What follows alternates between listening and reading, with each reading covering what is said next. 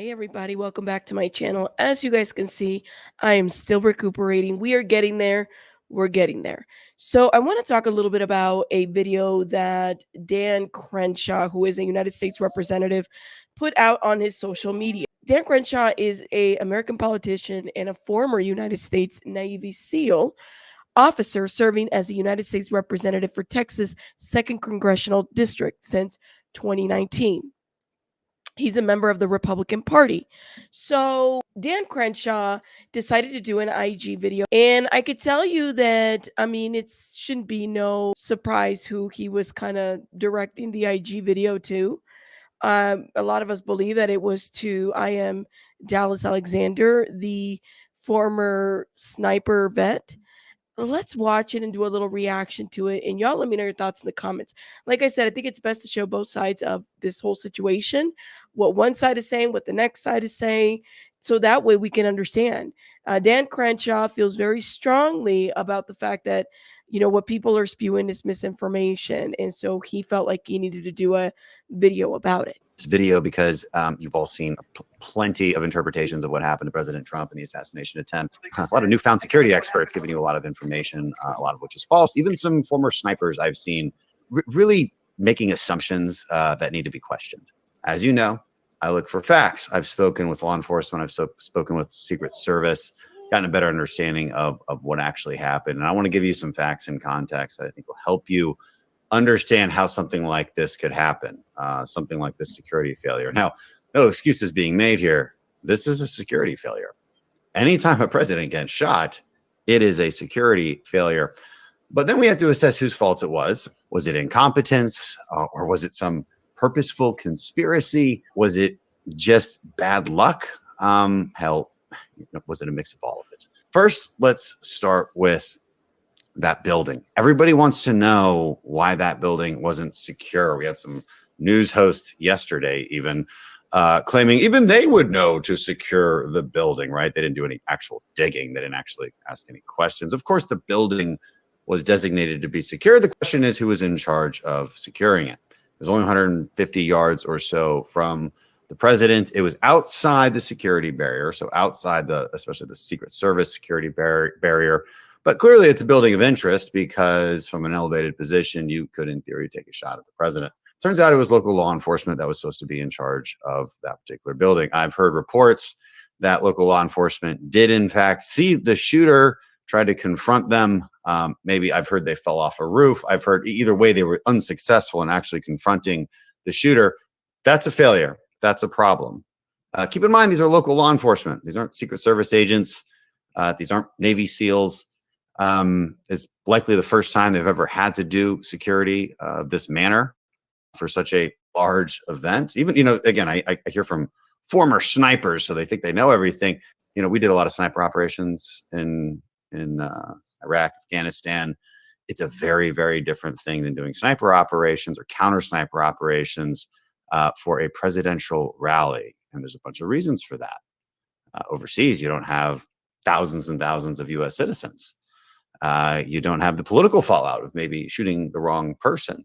There's a lot of differences between this situation and I think what some commentators have explained about their experience overseas. So, all right, so let me stop right here. I mean, immediately the tone I don't really appreciate. I don't like his tone. I'm just letting y'all know. It's almost like, what some people think that they know, or what some like, are we not allowed to have questions? Are we not allowed to question what happened? I mean, yeah, it was a security failure. Somebody died, right?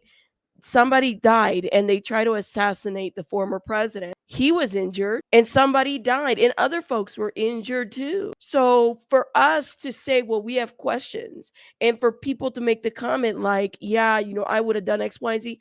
I said the same thing too. So it's local law enforcement. What does that mean? I'm thinking that if the local law enforcement is collaborating with other agencies, it's because there's going to be, cross training, communication, something's going to happen for there not to be this kind of a situation to prevent this, right? So I guess I'm not a fan of the tone, y'all. I'm just saying. I'm not a fan of the tone. It's like why he's doing this video, but it's almost like, Why am I even bothering explaining to this? Hello? Why not? We have questions. Let me hit play. So huge failure by not securing that building, even though it was secured. Turns out there were police in it and they did confront the shooter, but they failed to do so. And then the big question is, why on earth did they not get on the radio and get Trump off the stage? They're all on the same frequency. They can all talk to each other. Secret Service did not get word from that local law enforcement unit that they had a problem. And if there's going to be an investigation into something, I think that's what it would be. Now, there's another conspiracy going around that the counter snipers purposefully didn't take the shot. They saw the guy and they purposely didn't take the shot. That kind of thinking is coming from from the internet, a bunch of range rats who, go to the range and shoot their rifles and take pictures, but never actually have done any real training on target acquisition or threat identification, none of that. So let me just paint this picture for you. You're a counter sniper at a Trump rally. There's people everywhere. It's loud. Supporters are like very excited. They will climb on top of whatever they can climb on top of to get to see Trump, right? This might be the one time they get to see them. So the counter sniper team knows two things. One, they know that that building has been secured by a local SWAT team. So they're expecting cops to be over there and perhaps being on the roof because that building is designated as an overwatch position. So that's what the counter sniper knows. The other thing is, do you think that the Secret Service should just shoot people at a Trump rally or any rally for that matter? Would that make any sense? No. You're going to be pretty damn sure before you just shoot an American civilian at a political rally. Let's take another thing into account. That building is like any roof, has a slope. The shooter was crawling on the opposite side. So if the counter sniper even saw him right away, that's when the gears start turning. Okay. The sun is shining from the side. It's not to the sniper's back. So you're not getting a perfect view of this person. It's unclear. We don't know whether the rifle was covered up or not. And again, that could easily be a SWAT officer because those are the guys who were supposed to be at that building in the first place. And then you have to decide, do you just shoot a civilian? What if it's just somebody with a telescope who's trying to get a good look at Trump? Do you just want to shoot him? Is that how mad would people be if they'd done that? I look at this tactical situation, given my experience. Well, was it planned for people to be on the roof? I guess that's my question, right? Like, I understand what he's saying here. And by all means, I am just, like he said, these people on the internet. I'm one of these people on the internet that's just asking questions. I have no knowledge of weapons or anything like that. That's not my expertise. But I do have a lot of questions, and a lot of this is not making sense. One thing he has yet to address is, how is it that people were warning law enforcement that they had seen something 30 minutes prior to the shooting? So what about that piece? Anyways, let's keep watching. And I give that counter sniper team a little bit of grace. You don't exactly know what you're looking at.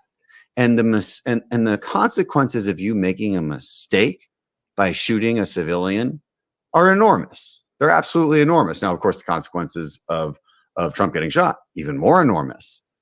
But you should at least have some context in your head before you start pointing fingers.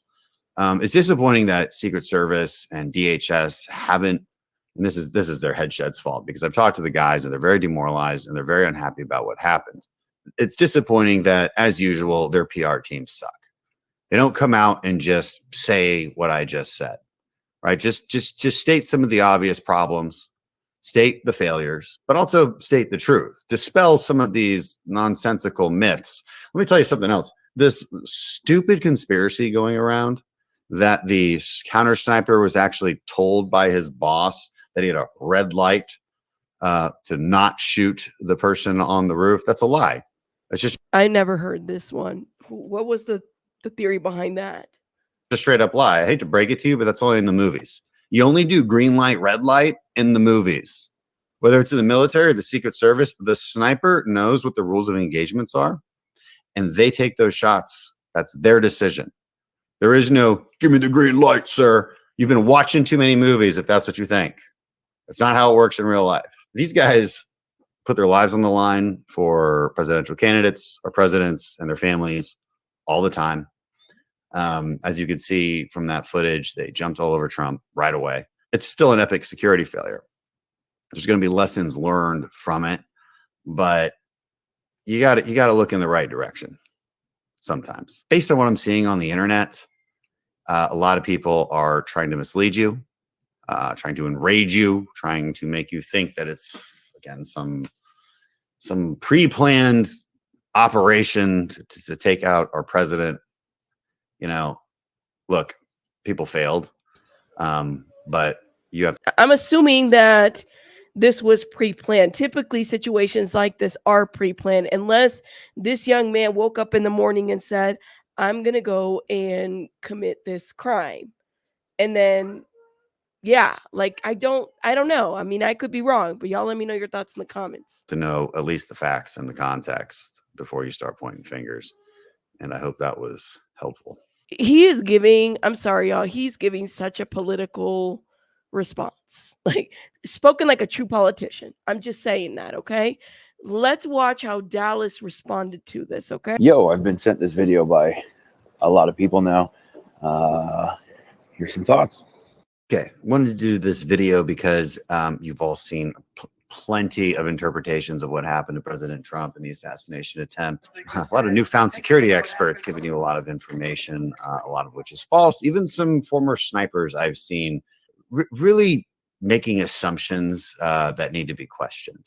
As you know, I look for facts. I've spoken with law enforcement. I've spoken with secrets. All right, so I don't know this guy, but I see just a politician saying that you got to wait for the news, I guess, and the government to give us what the facts are.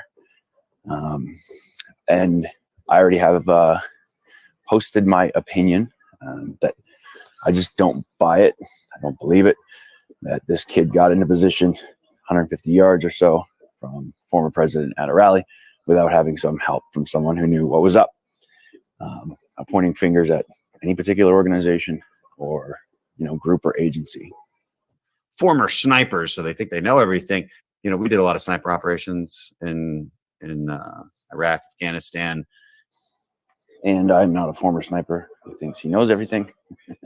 I just know enough as an adult that I don't wait or hold my breath for the news or the government to give me the truth. Yo, I've been. Shout out to Dallas. I think that was a classy response. And yeah, what is it? Why does he say former sniper? Like all these, people, like, see, these are the kinds of people that I side eye, because you're shutting people out that have an opinion about what happened. And here's somebody that has time in the military, that knows what he's talking about, and somehow here comes this politician who wants to shut it down. Some of us don't have to wait for another person to report the news. Some of us are able to just see what happened and make it for what it is. I'm just tired of people minimizing our opinions, if that makes sense. And that's for you, Dan Crenshaw. Thank you.